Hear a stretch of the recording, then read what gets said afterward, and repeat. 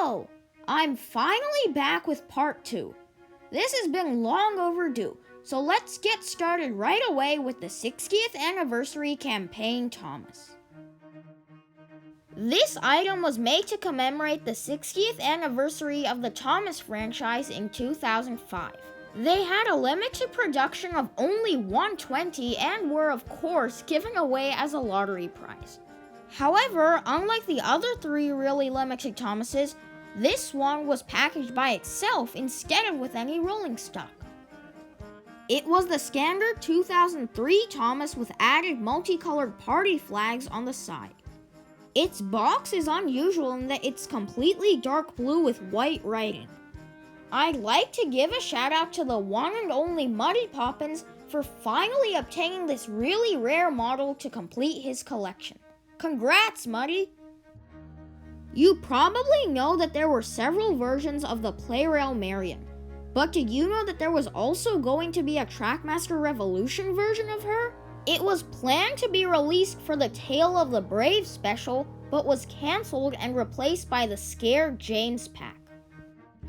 Fisher-Price released their talking engines in at least one other language, Spanish. There is only one known video of these engines on the internet.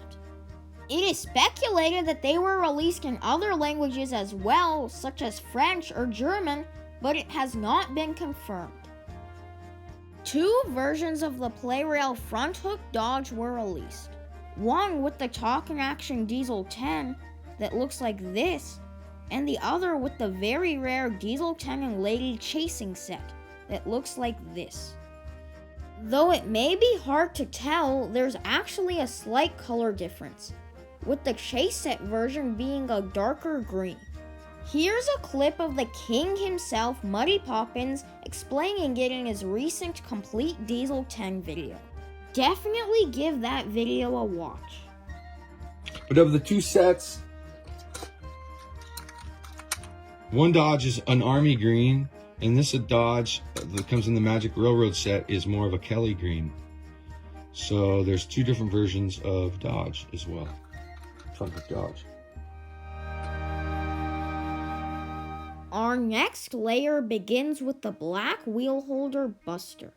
You may have seen the regular Buster with a red thing around the front wheel, but there's also a version with a black one. This was thought to be a prototype at first, as it matches the prototype image, but as several have been seeing, it is now regarded as an actual release. There's even this photo of one sealed in its packaging.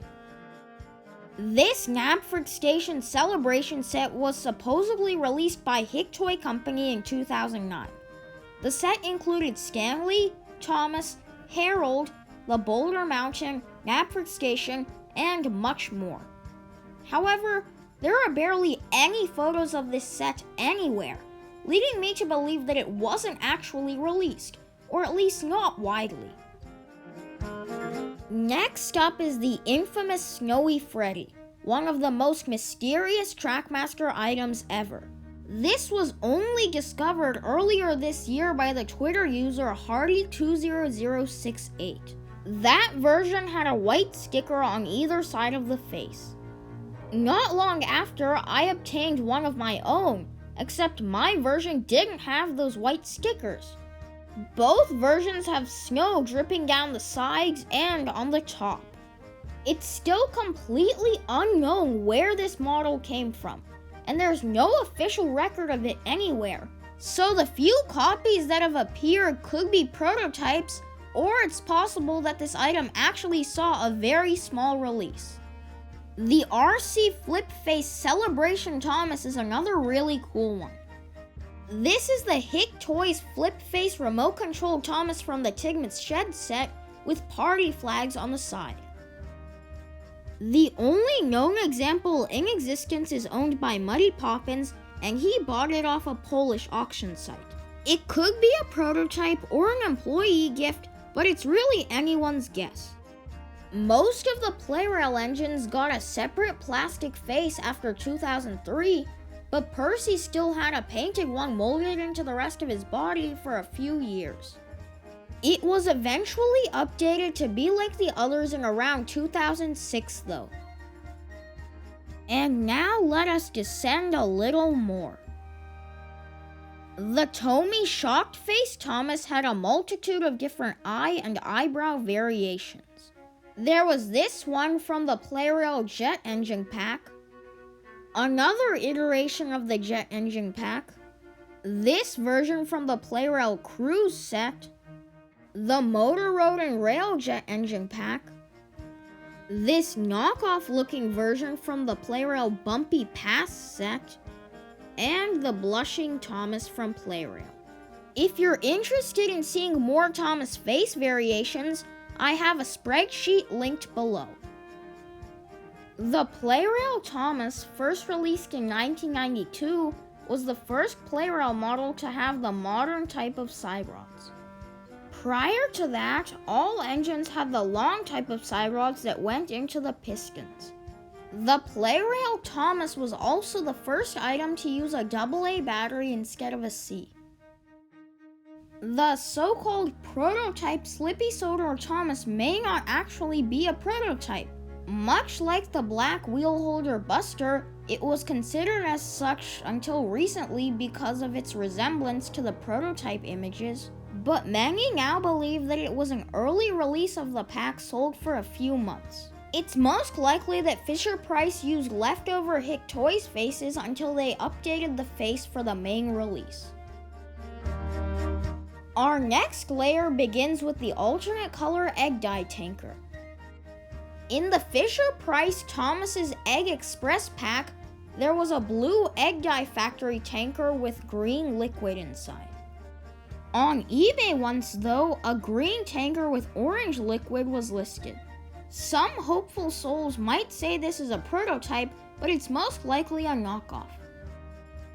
I assume you've heard about the Trackmaster Revolution Turbo Thomas, Percy, and Diesel. But did you know there was also a planned James? Actually, no, it's probably not that likely. While a Turbo James has been listed on Amazon, it's probably a scam as all the listing pictures show the regular Trackmaster 2 James. Apparently, a runaway James pack was planned for the Motorized range, but it was cancelled. We know this because it is in the URL of the Amazon listing for the Henry and Winston pack. If it was released, I theorize that it would be based off either the fastest red engine on Sodor or the Adventure Begins. According to Muddy Poppins, a Trackmaster Lion of Sodor was given out to theaters for display when premiering the Lion of Sodor DVD. It would have looked similar to the take-and-play Lion of Sodor sitting on a flatbed like this. Unfortunately, that's all the info we have on this very obscure piece of Trackmaster history. There are two versions of the Talk and Action Toby. The first one is a lighter brown with a gray roof, and the later one is a darker brown with a white roof. At last, we arrive at the final layer of this iceberg. Why did Playrail make it so hard to get twins?